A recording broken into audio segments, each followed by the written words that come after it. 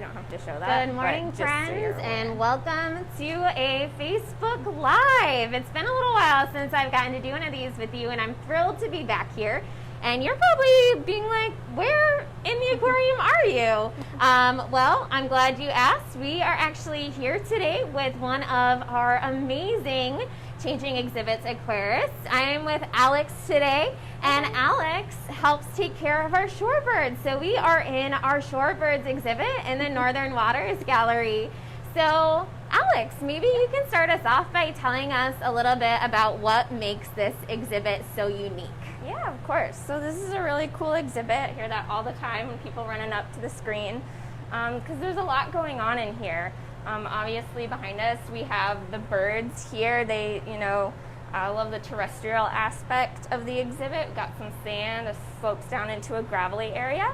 And then just in front of us we have the pool of the exhibit where we have 6 species of fish, 4 species of crabs, and 2 species of urchins. So it's a really complex exhibit. There's a lot going on. I like to think of it as a living diorama. It's a perfect little snapshot or a cross-section of what we would see here on the New England coast. Amazing. So I think for today we'll probably focus on our terrestrial animals. So Alex, can you tell us just how many birds do we have in this exhibit, and maybe how many different species and what they are? Yeah, of course. So all of our birds are currently behind us. As you can see, there are 7 birds from 6 different species. Over here we have our 2 plovers. We have the infamous piping plover and a semi-palmated plover. That's the little brown one. We have 2 common terns. Those are the noisy ones. Yep. And then we have the peeps, so the sandpipers. We have a sanderling, we have a semi-palmated sandpiper, and we have a least sandpiper. Amazing. So I think probably one of the major questions that we get from visitors are, how did we get our birds here at the aquarium? And I think they have kind of a varied backstory, so maybe you can tell us a little bit about that. Yeah, of course. So most of our birds are from wildlife rehabbers. So if a bird is injured or just not doing well out in the wild, a rehabber picks it up. And they do their best to get the birds back to health, and the first choice is always going to be, you want to release that bird back into the wild. That's not always an option.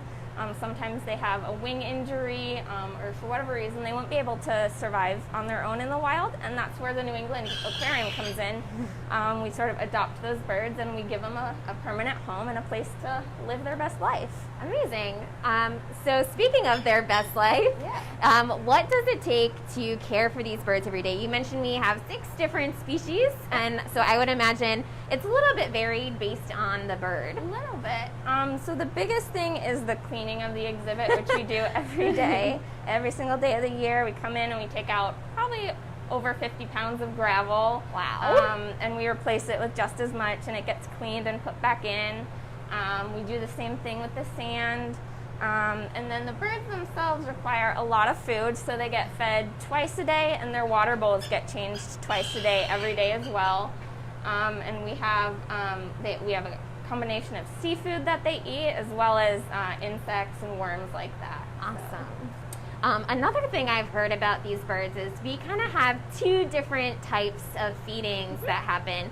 Maybe one to encourage more natural feeding behavior, and one that involves something called enrichment. Can you talk a little bit about the differences between those 2 feedings? Yeah. So let's grab some food over here. So with our terns, these guys, we can't have them feeding naturally as they would, doing their characteristic plunge dive into the water. So their food gets laid out for them.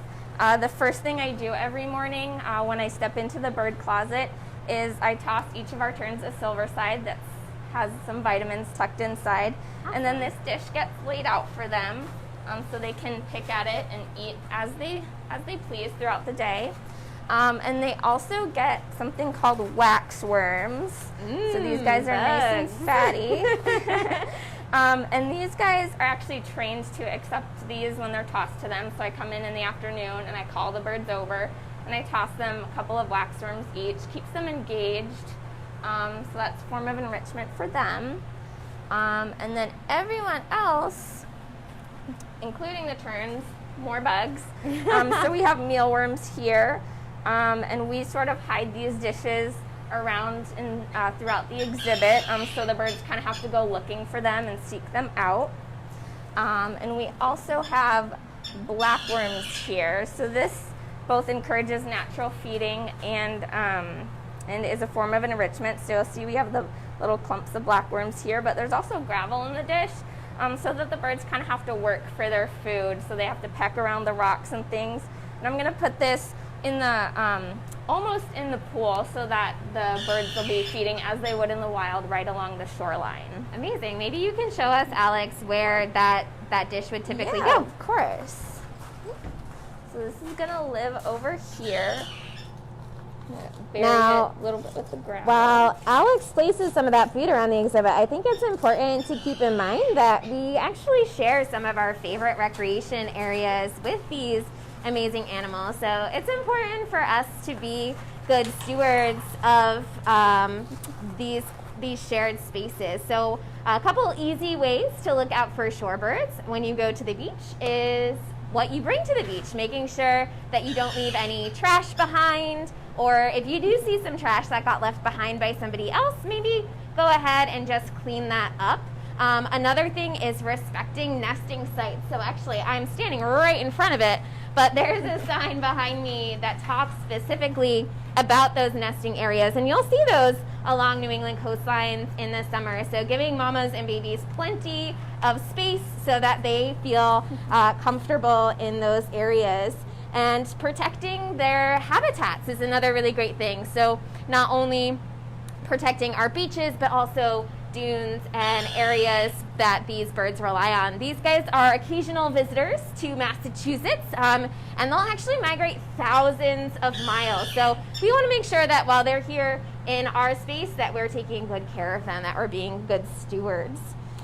So it looks like Alex is probably just about wrapped up with placing that food all about the exhibit. And actually, if Michelle can probably get a nice view of all of those tasty worms in the sand over here, that the birds are probably a little bit annoyed with us right now for standing in between them and their tasty snacks, but we won't be in here for too much longer.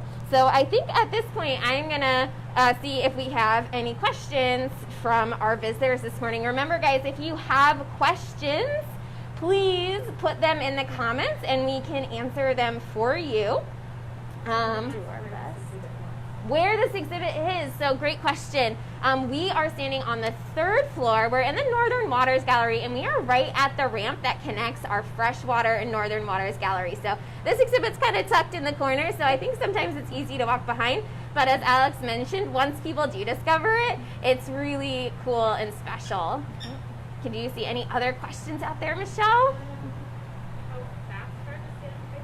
How fast are the sandpipers? That's a really good question. That's a good question that I don't know the answer to. I'm not sure that there's information out there about how fast they run. They are pretty quick though. When you come up and see them, they're running along, pecking in the gravel looking for food. So they're pretty quick. I was gonna say, you didn't get to see it because it was a bit of a clown car situation trying to get in this exhibit. We had to like one by one kind of get in here because the door to this exhibit is pretty tight. But one of the things that the reasons for that is there's actually 2 doors that Alex was explaining. So that way we make sure that nobody sneaks out by accident because they are super quick and pretty small and it'd be easy for them to get past you. So the unscientific answer to that, pretty darn quick, I'd say. What do you think, Alex? Awesome. I like that answer. Yes, great question. So I get that a lot when I'm working in the exhibit. Obviously, we have the sign here that shows that the piping plovers and common terns do build their nests on beaches right here in Massachusetts. We don't currently have any nests, but one fun fact about our birds is they're all female, with the exception of our sanderling, Mr. White.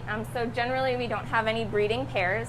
However, our 2 common terns do display some courtship behavior, especially our common tern, Ike. There they are now. They're agreeing with me. Yes, they do that. So Ike does display for Turo quite a bit. She'll extend her neck and she'll kind of run in circles around her. And sometimes in the summertime, we do see a scrape nest over here in this area just behind the sign. She'll build a little scrape nest, and sometimes she even lays an egg. So very cool. yeah. That's awesome. Yeah.